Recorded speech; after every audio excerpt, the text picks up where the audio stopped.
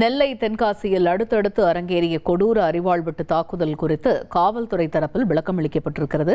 இது பற்றிய கூடுதல் விவரங்களை செய்தியாளர் ராமசுந்தரம் விவரிக்க கேட்போம்.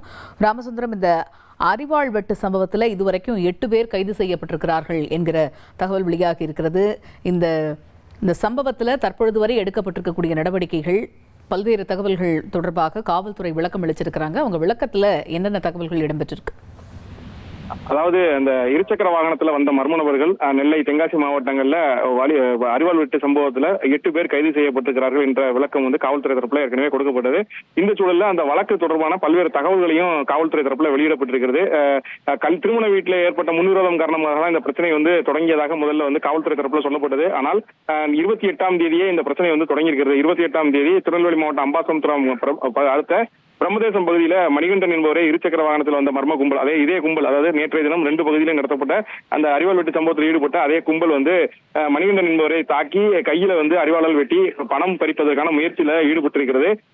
அங்க அவரிடம் பணம் இல்லாததால் அங்கிருந்து அவரை விட்டுவிட்டு நேரடியாக வாகைக்குளம் பகுதியில், அதாவது இந்த சிற்ப பொருட்கள்லாம் செய்யக்கூடிய பகுதி அம்பாசமுத்திரத்துல அமைந்திருக்கிறது. அந்த வாகைக்குளம் பகுதிக்கு அந்த கும்பல் சென்று அங்குள்ள ஒரு சிற்ப தொழிற்கூடத்தையும் அடித்து நொறுக்கி பணம் பறிக்கும் நோக்கில் செயல்பட்டு இருக்கிறது.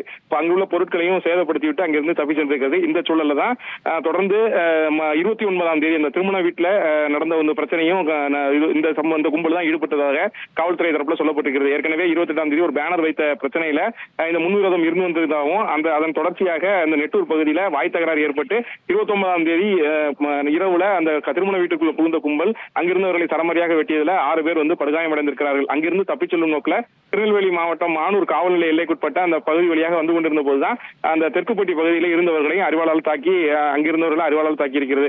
இந்த சூழல்ல இந்த சம்பவம் தொடர்பாக போலீசார் துரித நடவடிக்கை மேற்கொண்டு அங்குள்ள பொதுமக்களிடம் பெறப்பட்ட புகாரின் அடிப்படையில் தீவிர விசாரணை மேற்கொண்டிருக்கிறார்கள். இந்த சம்பவம் தொடர்பாக அம்பாசமுத்திரம் காவல் நிலையம், ஆலங்குளம் காவல் நிலையம் மற்றும் மானூர் காவல் நிலையங்களை வழக்கு பதிவு செய்யப்பட்டு இதுவரை 8 பேர் கைது செய்யப்பட்டிருப்பதாக காவல்துறை அளிக்கப்பட்டுள்ள அந்த வழக்கத்தில் தெரிவிக்கப்பட்டிருக்கிறது. ஏற்கனவே நெல்லை சரகம், அதாவது திருநெல்வேலி, தூத்துக்குடி, கன்னியாகுமரி, தென்காசி மாவட்டங்களில் ரவுடிகளை கட்டுப்படுத்தும் நோக்கில் பல்வேறு நடவடிக்கைகள் எடுக்கப்பட்டு வருவதாகவும் தொடர்ந்து ஆயுதமேந்திய போலீசாரின் கண்காணிப்பு பணி தீவிரப்படுத்தப்பட்டிருப்பதாகவும் காவல்துறை தரப்பில் தெரிவிக்கப்படுகிறது. இந்த ஆயுதம் ஏந்திய போலீசாரின் ரோந்து பணியின் மூலம் தான் இந்த குற்றவாளிகள் நள்ளிரவுல கைது செய்யப்பட்டிருப்பதாகவும் அந்த தகவல் தெரிவித்திருக்கிறார்கள். தொடர்ந்து பல்வேறு நடவடிக்கைகள் காவல்துறை மூலம் மேற்கொள்ளப்பட்டு பொதுமக்களுக்கு அச்சுறுத்தும் வகையில் செயல்படக்கூடிய ரவுடிகள், சட்டம் ஒழுங்குக்கு அச்சுறுத்தலாக இருக்கக்கூடிய ரவுடிகளை தடுப்பதற்கு ஆன்டி ரவுடி டிரைவ் நடவடிக்கைகள் மிகப்பெரிய அளவில் மேற்கொள்ளப்பட்டிருப்பதாகவும் சரித்திர பதிவேடு கொண்ட குற்றவாளிகளையும் அதே போல பல்வேறு வழக்குகள் தொடர்பான குற்றவாளிகளையும் தீவிரமாக கண்காணிப்பதற்கு காவல்துறையினர், அதாவது ஒவ்வொரு ரவுடிகளுக்கும் காவல்துறையினர் நியமிக்கப்பட்டு தொடர்ந்து கண்காணிப்பு பணி நடந்திருப்பதாகவும் அந்த விளக்கத்தில் தெரிவித்திருக்கிறார்கள்.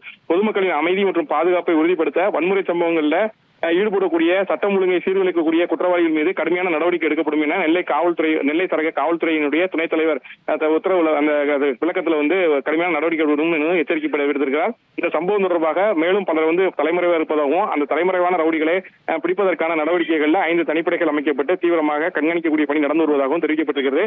மேலும் இந்த சம்பவத்தோட தொடர்புடைய குற்றவாளிகள் எங்கெங்கெல்லாம் இருக்கிறார்கள் என தகவல் கிடைக்கப்பட்டு அந்த பகுதியில் வனப்பகுதி இருக்கக்கூடிய இடங்கள்ல ட்ரோன் மூலமும் அவர்களை தேடக்கூடிய பணி நடந்து வருவதாகவும் அந்த விளக்கத்தில் குறிப்பிடப்பட்டிருக்கிறது. காவல்துறை விளக்கம் தொடர்பாக விரிவான விவரங்களை வழங்கியமைக்கு நன்றி ராமசுந்தரம். 1,28,00,000 மனங்களை வென்ற தந்தை டிவி யூடியூப் சேனல். தவிர்க்க முடியாத தம்ப்நெயில், கலக்கலான கான்டென்ட்ஸ். நீங்களும் இந்த குடும்பத்தில் இணைய இப்பவே சப்ஸ்கிரைப் பண்ணுங்க. அசுரபலம் கொண்ட எங்கள் டிஜிட்டல் கரங்களில் உங்கள் விளம்பரங்களை சேர்க்க வாட்ஸ்அப் பண்ணுங்க. 8939888838. Email advttv@dttv.in.